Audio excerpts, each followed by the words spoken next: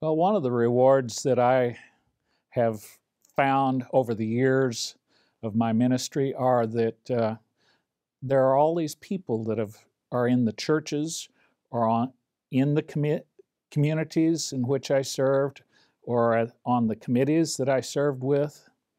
And some of those, they've helped me grow in faith. Others, I've helped them grow in faith. And I'll tell you this, no matter what, I'll remember these people for the rest of my life. Stories, there's lots of them, yes. One stands out in my mind, though, and I think it represents my ministry as much as anything. I was at a hospital, and I had been asked by the staff of a particular unit to go visit a patient who was there. It seemed as though this patient was having a hard time dealing with staff and didn't like to have people come into his room. I found out that this patient had AIDS. And like I said, he was very angry with the staff for people couldn't quite figure out what it was that was causing him to be angry. But they felt his anger, and that kept them from doing an effective job to help him with his disease. I gowned and gloved up, as the sign above the door number stated for me to do, and I entered the room. Now, I could tell whenever I first walked into the room that this man kind of tensed up. It was as though something occurred to him that I couldn't put a finger on right at that moment. I didn't want to upset him. I didn't want to make him feel as though I had him as a captive audience, so to speak. But I asked him if, being a pastor, we could pray together and spend just a few moments to help him feel more comfortable. And as I did that, I reached out my hand for his hand. Of course, my hand was gloved. And I noticed that his hand kind of began to pull back from mine. But I finally got his hand, and I said to him, "Are the gloves and the gown causing you problems?" He said, "Yes. You're scared, aren't you?" I said, "Yes, I am, but not for the reason that you think. I'm scared that I might bring some germ into and infect you with this germ that may shorten your lifespan because of me being ungloved and ungowned." He kind of jerked a little bit in his head and upper body, like I'd hit him almost. I said, "The staff of the hospital does this to protect you, not to be protected from you. They don't want to shorten your life in any way, shape, or form." He grabbed a hold of my hand just as hard as he could, even though it was gloved. And we had almost an hour of talking and sharing, as well as prayer.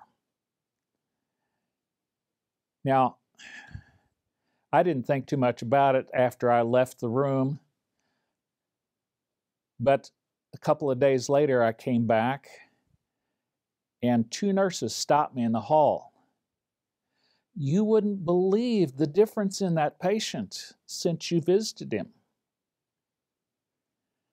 And a few minutes later, as I was looking at some medical information, 2 doctors stopped by and they thanked me too, because now they could effectively help this man.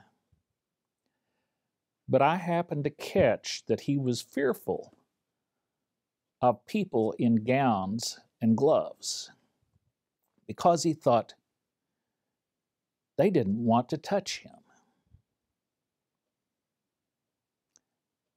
So, to me, that's one of the things which really has been a standout of my ministry, touching people.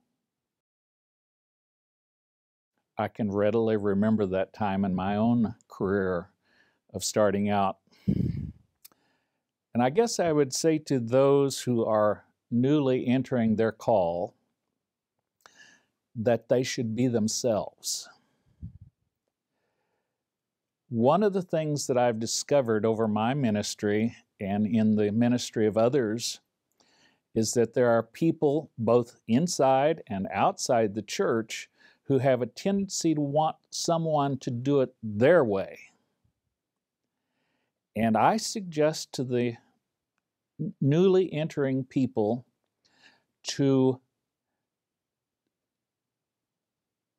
be yourself to the best possibility that you can be. Now, it's not that you don't want to grow. It's not that you don't want to let someone help you along. But don't let other people define who you are. That can be a very negative thing in ministry, I think. Grow in your faith. Use your strengths and your weaknesses.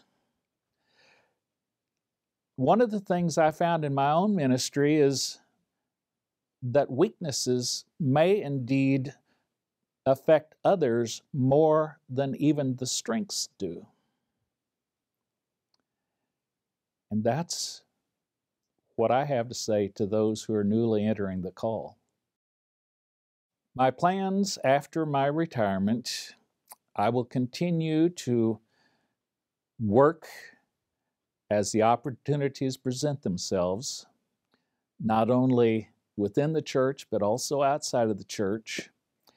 And I will listen to what God is saying to me, when and wherever that may be. And I will act as God encourages me to act to help others. I will continue to work with the older adults that I have done for most of my ministry, and for the foreseeable future will continue the job that I have right now. And I look forward to God directing me as to how He wants me to continue to work. I don't think once you've been called that you ever can finish the call until death comes. And I know it's coming for me and for everybody else. But as long as God has called you to work, then you do what God guides you to do each and every day, no matter when or where.